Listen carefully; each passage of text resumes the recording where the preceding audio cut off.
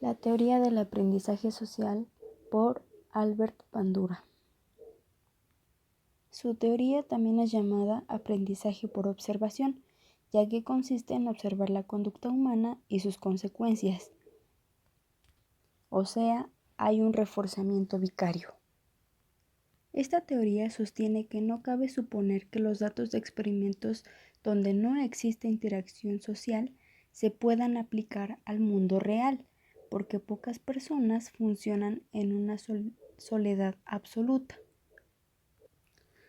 Considera que las personas actúan sobre el ambiente y a la vez son influidas por la forma en la que lo entienden. Y asimismo que las personas somos agentes que logramos predecir las consecuencias de actos externos. Desde que tenemos memoria, nosotros podemos regular y guiar nuestra conducta visualizando o imaginando dichas consecuencias, aun cuando no las hayamos experimentado en carne propia. Otro punto importante es el moldeamiento por observación. Toda la conducta humana se aprende intencional o accidentalmente por medio del ejemplo.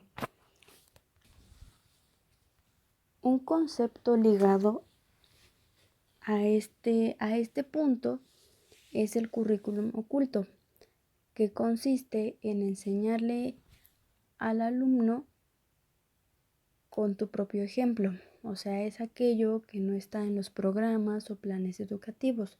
Simplemente él ve cómo te comportas, tus actitudes, y con el paso del tiempo, él va normalizando todo lo que haces.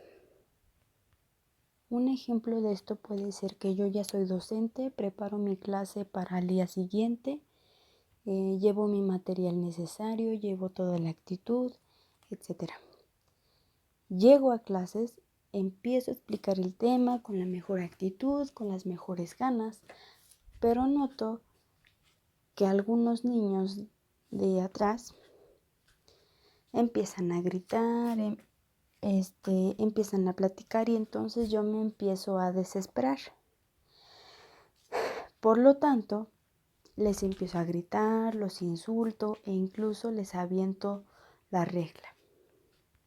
Desde entonces, uno de mis alumnos tan tímido aprende que para controlar a un grupo o para controlar a ese tipo de niños problema, entre comillas, necesito gritarles, necesito insultarlos o incluso hasta golpearlos. Entonces, él crece con esa idea.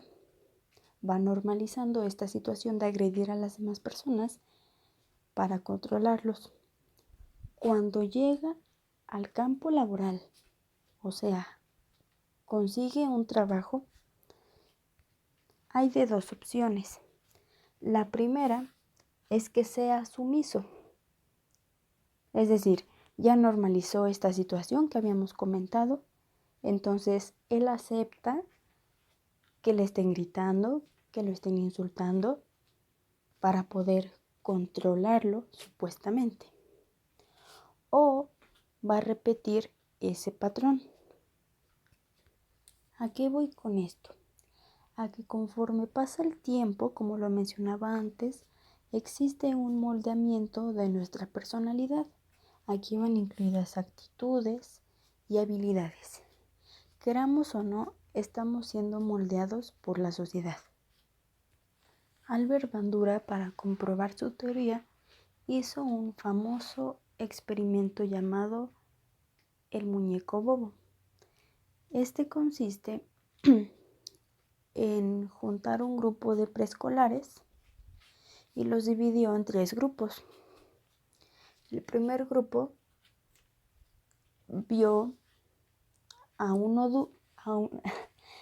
adulto golpeando al muñeco que tenía cara de payaso, agrediéndolo, etc.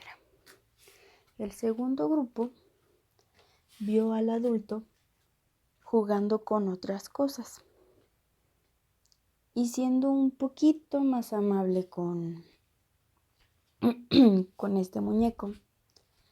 Y el tercer grupo consistía en que el adulto no le estaba haciendo absolutamente nada. Sus hipótesis fueron en que los preescolares, después de ver ese ejemplo, iban a repetir la misma conducta que el adulto. Y fue totalmente cierto. Una vez más, comprobamos que la sociedad es que nos va moldeando con los ejemplos. Cabe mencionar que entre tantos ejemplos, a veces nos llegamos a confundir, y más si entramos en esta etapa de la adolescencia, en la que vemos tantos ejemplos que no sabemos deducir entre lo bueno y lo malo.